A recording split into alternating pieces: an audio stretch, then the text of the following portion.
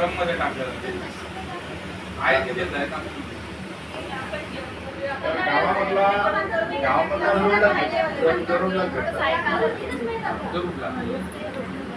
त्याचा पण आमचं प्लॅनिंग सुरू आहे. आमच्या इथे फॉरेस्ट प्लॅनमध्ये सुरू आहे.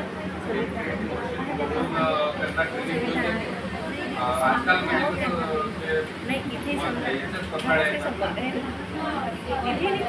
आल्या हा पत्राळ्याचं धोक्याची आहे ना याचं पत्राळ्या जर वापरल्या त्याच्यापासून गुरांनी जर खाल्लं तरी धोक्याचे आहे. आमच्या इथे दुर्गला मिळते पण त्या कसं आहे आजकाल कसं पाहिजे धरलं की पिकलं आता तसं नाही आहे. हे मागे आहे थोडी आधी ऑर्डर दिला तर आम्हाला आहे ना चांगल्या गावामधला जो कचरा आहे तो कचरा डस्टबिनद्वारे याच्यामध्ये टाकून तो दिले जातो शेडला.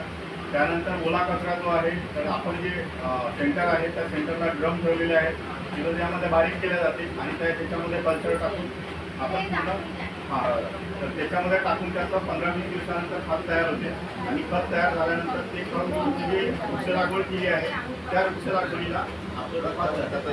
किंवा जर शेतकऱ्यांना लागलं तर आपण ते विकत करतो.